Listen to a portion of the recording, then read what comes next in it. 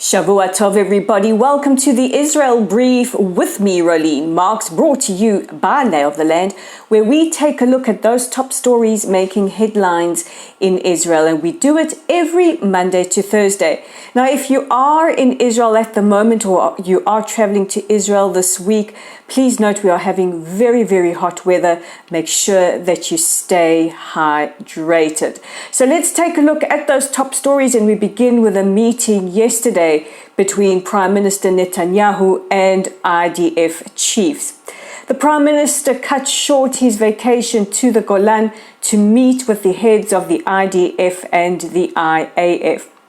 The Prime Minister is reportedly to have told off the IDF chiefs, saying that they are weakening deterrence due to public statements. The chiefs hit back at the Prime Minister, saying that they had warned him that preparedness or that the readiness for battle is diminishing and that the IDF may only have weeks left.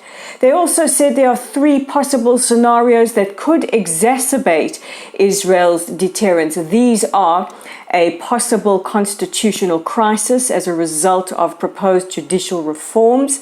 They also include an assault on Israel's or the IDF's international legitimacy.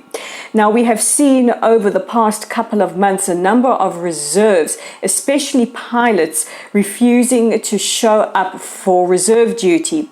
And the reason for this is that they say should the Supreme Court's authority be impacted or shrunk in any way, it could significantly impact their being able to serve. They say that if the override clause, which is also part of these proposed judicial overhauls, which could see a Knesset majority overrule the rulings of a Supreme Court, this could have significant impact on them. They've also expressed concerns about certain members of the coalition who do have the authority to give out commands. Now, what many people don't realize is that the Supreme Court works in conjunction with the military advocate general whenever there is a military operation to ensure that Israel operates absolutely within the structures of international law. So when you hear Israel's detractors saying Israel is disobeying or flouting international law, just remember that all the mechanisms are in place to ensure that Israel operates within every single parameter of international law. And the third reason, they said, is a proposed bill that could see seminary studies seen as significant service instead of army service. The defense minister, the heads of the IDF, the heads of the Mossad and the Shin Bet have spoken to the Prime Minister and raised their concerns about the impact on security that proposed judicial overhauls in their current draft could have.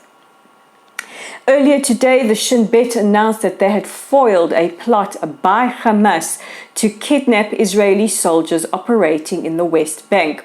Among the items seized by the Shin Bet were explosive materials and also maps showing possible escape routes. At least 9 suspects have been arrested. An IDF soldier today passed away as a result of heat stroke during routine training. The soldier has been identified as 20-year-old Hallel Nehemiah Ofan from Karnei Tzur. Now, his commander tried to revive him during the process and was unable to. Paramedics and Unit 669 were called to try and resuscitate him. And our thoughts and prayers are with his family. May his memory be blessed. And finally, because we do like to end on a positive note, Christina Aguilera performed in Israel to a packed crowd in Rishon LeZion last Thursday night. Now, she had a little bit of a rider, some demands. Well, she is a diva. Divas do demand.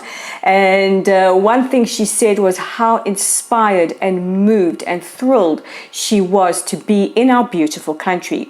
And while she only performed one sold-out show, she did spend the rest of her weekend and a few days taking in the sights, the sounds, and the love of Israel. And that brings me to the end of today's edition of the Israel Brief.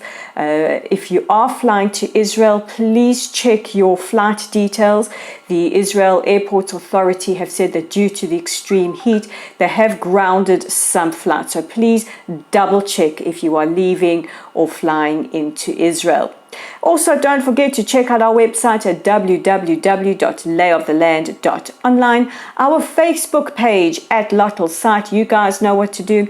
Like us, share us, follow us, all that wonderful activity. Our YouTube channel is at the Israel Brief. Thank you to our new subscribers, and if you haven't already subscribed, please consider doing so. And we're on Twitter at layoftheland5. I'm Rolene Marks for the Israel Brief. Join me again tomorrow.